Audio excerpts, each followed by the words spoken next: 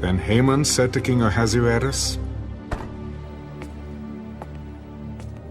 There is a certain people scattered and dispersed among the people in all the provinces of your kingdom. Their laws are different from all other peoples, and they do not keep the king's laws. Therefore, it is not fitting for the king to let them remain. If it pleases the king, let a decree be written that they be destroyed, and I will pay 10,000 talents of silver into the hands of those who do the work to bring it into the king's treasuries. So the king took his signet ring from his hand and gave it to Haman, the son of Hammedatha, the Agagite, the enemy of the Jews. And the king said to Haman, The money and the people are given to you, to do with them as seems good to you. Then the king's scribes were called on the 13th day of the first month, and a decree was written according to all that Haman commanded. To the king saw Queen Esther standing in the court, that she found favor in his sight. And the king held out to Esther the golden scepter that was in his hand. Then Esther went near and touched the top of the scepter. And the king said to her, What do you wish, Queen Esther? What is your request? It shall be given to you, up to half the kingdom. If it pleases the king, let the king and Haman come today to the banquet that I have prepared for him. Bring Haman quickly, that he may do as Esther has said. So the king and Haman went to the banquet that Esther had prepared. At the banquet of wine, the king said to Esther, What is your petition? It shall be granted you. What is your request? Up to half the kingdom. It shall be done. My petition and request is this. If I have found favor in the sight of the king, and if it pleases the king to grant my petition and fulfill my request, then let the king and Haman come to the banquet which I will prepare for them, and tomorrow I will do as the king has said. So Haman went out that day joyful and with a glad heart.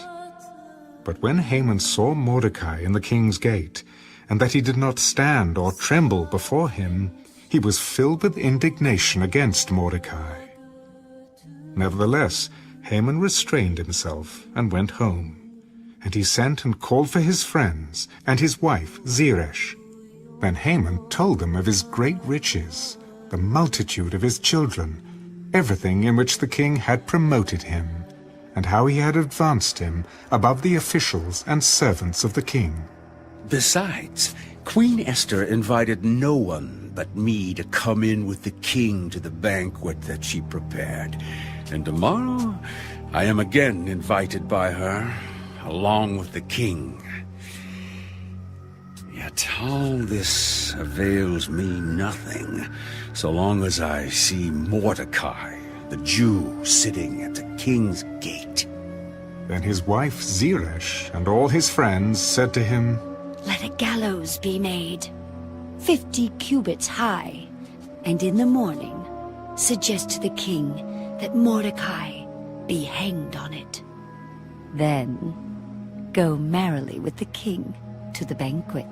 And the thing pleased Haman. So he had the gallows made.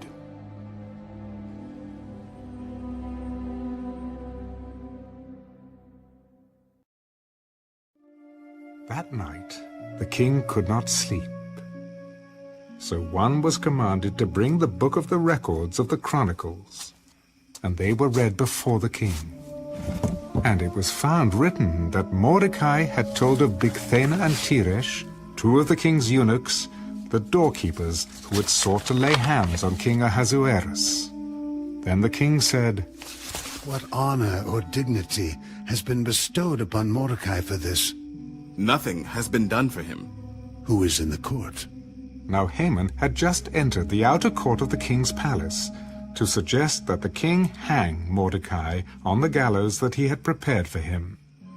The king's servant said to him, Haman is there, standing in the court. Let him come in. So Haman came in, and the king asked him, What shall be done for the man whom the king delights to honor? Now Haman thought in his heart, Whom would the king delight to honor more than me?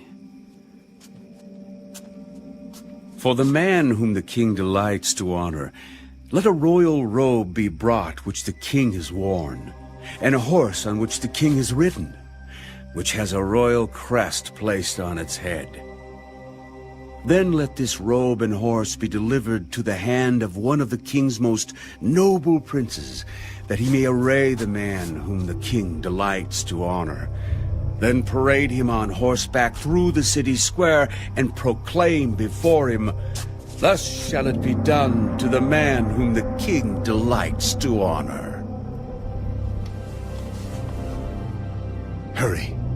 Take the robe and the horse, as you have suggested, and do so for Mordecai, the Jew who sits within the king's gate.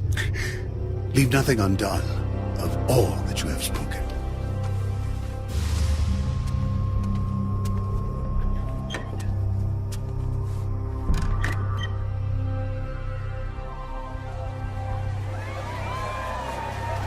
So Haman took the robe and the horse, arrayed Mordecai, and led him on horseback through the city square, and proclaimed before him, Thus shall it be done to the man whom the king delights to honor.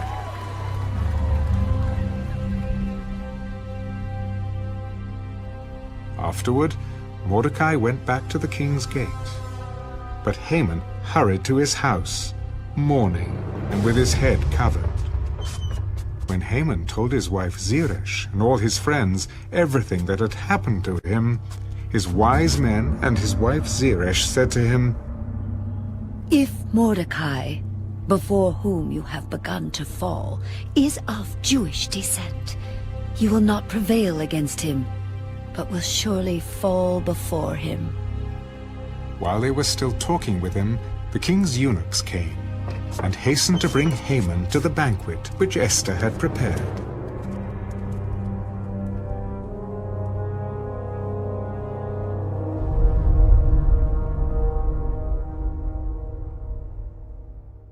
The king and Haman went to dine with Queen Esther. And on the second day, at the banquet of wine, the king again said to Esther, What is your petition, Queen Esther? It shall be granted you. And what is your request? Up to half the kingdom. It shall be done. If I have found favor in your sight, O king, and if it pleases the king, let my life be given me at my petition, and my people at my request. For we have been sold, my people and I, to be destroyed, to be killed, and to be annihilated.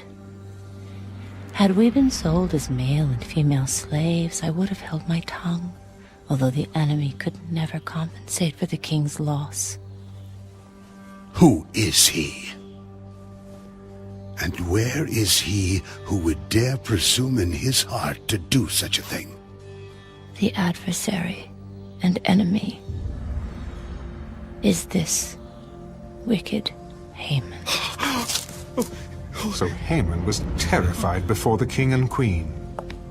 Then the king arose in his wrath from the banquet of wine and went into the palace garden. But Haman stood before Queen Esther, pleading for his life, for he saw that evil was determined against him by the king. When the king returned from the palace garden to the place of the banquet of wine, Haman had fallen across the couch where Esther was. Then the king said, Will he also assault the queen while I am in the house? As the word left the king's mouth, they covered Haman's face. Now Harbona, one of the eunuchs, said to the king, Look, the gallows. 50 cubits high, which Haman made for Mordecai, who spoke good on the king's behalf, is standing at the house of Haman. Hang him on it.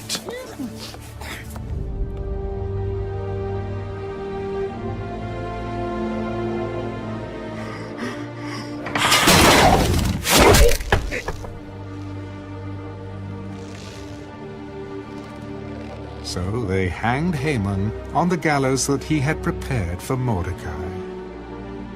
Then the king's wrath subsided.